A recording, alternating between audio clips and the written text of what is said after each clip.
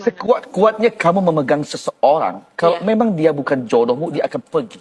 Wow. Tapi sekuat-kuatnya kau menolak seseorang, tapi kalau dia jodohmu, dia akan selalu datang. Orang berhayal boleh banget. Karena buat saya berhayal itu bukan berarti kayak mimpi lo, baper lo, atau misal halu lah. Enggak. Tapi berhayal itu adalah memotivasi kita sih untuk bisa mendapatkan sesuatu itu yang kita mau. Gitu. Yang paling penting adalah cari kebahagiaanmu. Jangan cari hartamu. Punya harta tapi kalau lo nggak bahagia ngapain? Pertama cari kebahagian. Benar juga. Lu udah bahagia? Oke. Harta lu segini cukup? Cukup. Kenapa? Karena gue bahagia. Benar. Kita memang sudah hidup di dunia, di zaman yang seperti kita berbuat baik dibilang tumben. Kita nggak berbuat baik apalagi pasti dibilang macam-macam kan. Iya. Berbuat baik aja dibilang tumben baik. Iya. Ya, begitulah. Julid-julid banget kayak Maka tetangga. nggak cuma di kita sih, seluruh dunia juga kayak begitu. Iya. Makanya gunakanlah kedua tanganmu untuk menutup telingamu, bukan untuk menutup semua omongan orang. Nggak akan bisa. Awalnya mimpi aja dulu. Saya dulu juga gitu kok, mimpi dulu. Karena saya bukan basicnya orang kaya, saya nggak ditinggalin warisan yang banyak dari orang tua. Dan pada saat orang tua meninggal pun usia saya masih sangat muda, jadi nggak kepikiran saya harus bagaimana ke depan. Tapi saya tetap menjalani hidup ini, berjuang dan yakin bahwa kita bisa, bersandarnya kepada Allah. Nah, dari mimpi dulu, begitu mimpi, baru kita mempunyai motivasi untuk mencapai mimpi itu. Ketika sudah punya mimpi, lalu punya motivasi, sehingga kita tergerak untuk belajar, untuk segala macam lah, yang disebut juga dengan perjuangan tadi. Nah, ketika itu sudah berjalan, jangan lupa selalu iringi dengan doa. Apapun hasilnya yang didapatkan, entah itu tercapai atau tidak, entah itu sesuai atau tidak dengan yang kita inginkan, tapi itu adalah hasil yang sudah kita dapatkan dari berjuang. Maka hargailah perjuangan kita, kalaupun tidak sesuai dengan ekspektasi kita, tapi kita bersyukur karena kita sudah berjuang mendapatkan itu. Percaya, hasil yang kita dapat itu adalah yang terbaik dari Allah buat kita. Hidup kita itu sebenarnya cuma perkara waktu. Ya. Kita yang kita kejar apa sih? Kita bermain dengan waktu. Iya benar. Sekarang gue hebat, besok belum tentu. Orang nggak akan selamanya senang. Ada di satu titik nanti dia akan sedih. Gitu juga sebaliknya, orang nggak akan selamanya sedih. Mau sepatah hati atau sepahit-pahitnya hidup, satu saat di ujung jalan dia pasti akan menemukan kebahagiaan. Itu hidup berbalik terus, berulang-ulang terus. Jadi ketika lu lagi sedih sekarang, nggak usah takut, pasti satu hari nanti akan ada kebahagiaan. Iya. Saat lo bahagia sekarang, hati-hati juga, jangan lupa. Satu saat pasti akan menemukan kesedihan. Iya. Hidup sama juga kayak orang jadi sombong.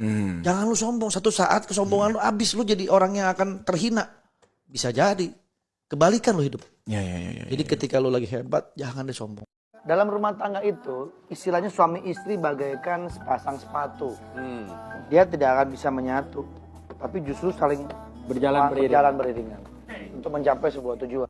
Jadi gua percaya apa yang dibilang bahwa Allah ketika ada musibah, dia tidak meninggalkan kita. Dia kita tahu kita pasti kehilangan. Kita kehilangan orang tua kita, kehilangan apa. Tapi Allah akan gantikan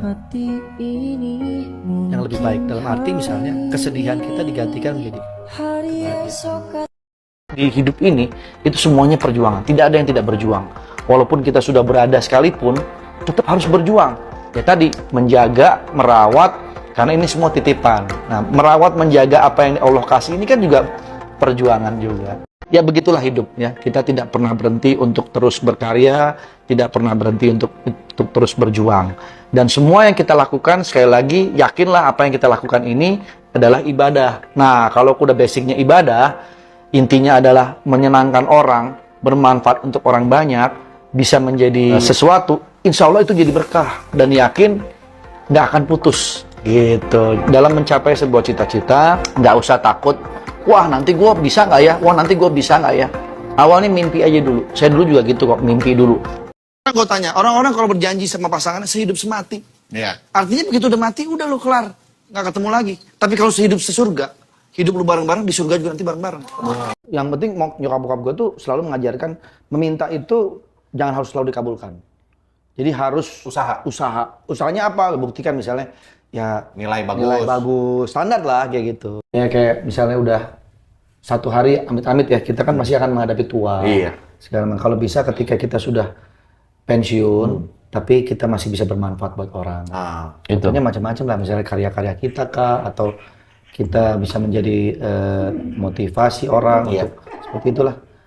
Dan kepengennya sih anak-anak gue tuh bisa survive ya. Jadi with or without me. Itu kan orang luarnya, yang di rumah ini yang kita harus percaya gitu. Jadi kalau ada masalah atau apapun jangan kemana-mana dulu, jangan mikirnya orang lain dulu. Mikirnya kitanya dulu nih. Percaya gue percaya lo. Lo percaya gue nggak ngelakuin itu, ya udah selesai sampai situ. Orang lain mah ngomong tutup aja udah. Yang penting gue sama pasangan gue percaya udah. Benar. Itu aja sih kuncinya itu aja. Tapi kalau kita udah kepengaruh, wah bukan omongan luar, ya akhirnya jadi Nggak sehat nggak juga sehat. kan ke dalamnya. Udah di lingkungan keluarga kita dulu aja di situ. Orang di luar itu kan kita nggak kenal dia. Iya, benar. Terus omongan dia sih mungkin cuma sekedar payah lu ditinggal sama dia. Benar. Ngapain gue pusingin, yang penting gue melakukan apa yang terbaik buat gue, buat keluarga gue, dan gue nggak perlu dengar omongan orang. Terus gue percaya masing-masing yang percaya di dalam lingkungan keluarga gue, udah itu cukup. Itu sih.